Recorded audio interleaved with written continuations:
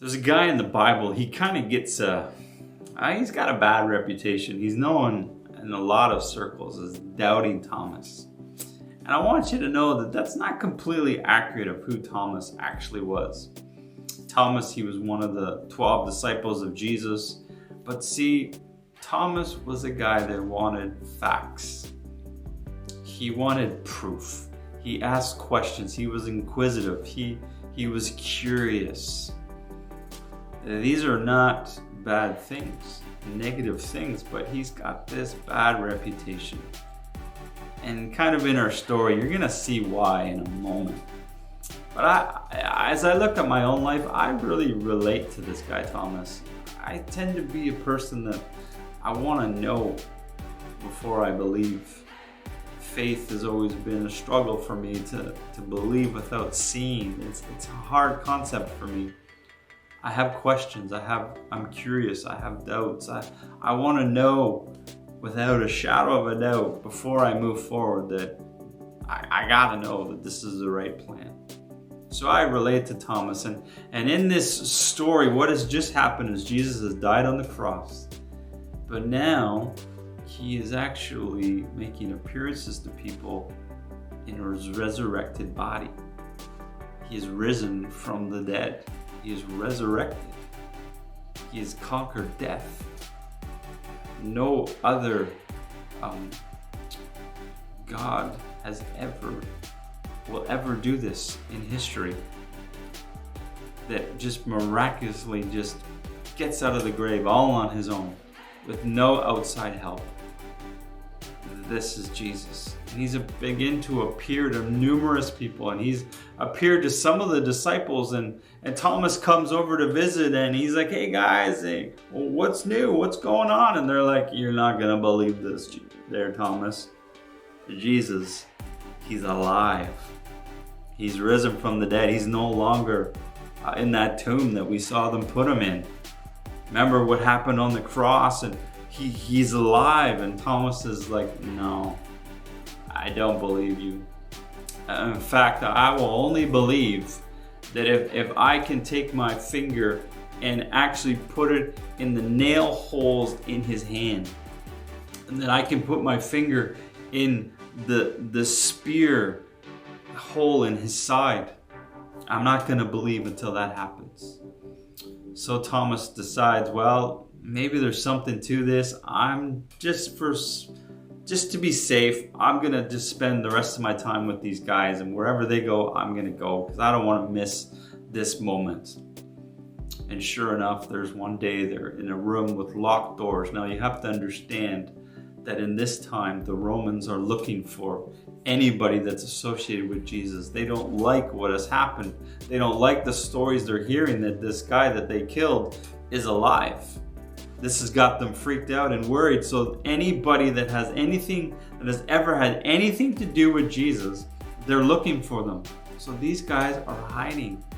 They're in a locked room, and Jesus comes through the locked door and stands in the middle of the room.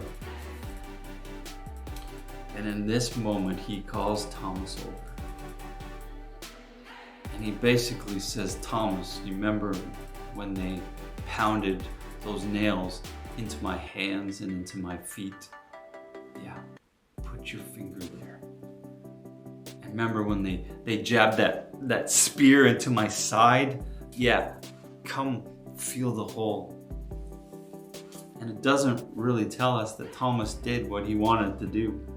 It doesn't tell us in the story that he actually did put his finger in. But in that moment, Thomas knew. And he cried out, my Lord, my God. See, this is quite remarkable that he said these things. He's acknowledging that he is Lord of his life, that he is going to do everything he can to live the life for him. What Jesus has done for humanity, he is going to tell the world about this. But he also says, you are God.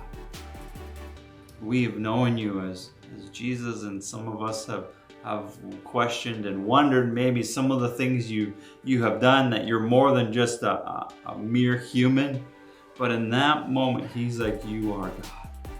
Because nobody else could do this except for God. That's who you are. And Jesus says, thank you. It's a great answer, Thomas. You've answered well. I'm glad that you believe that.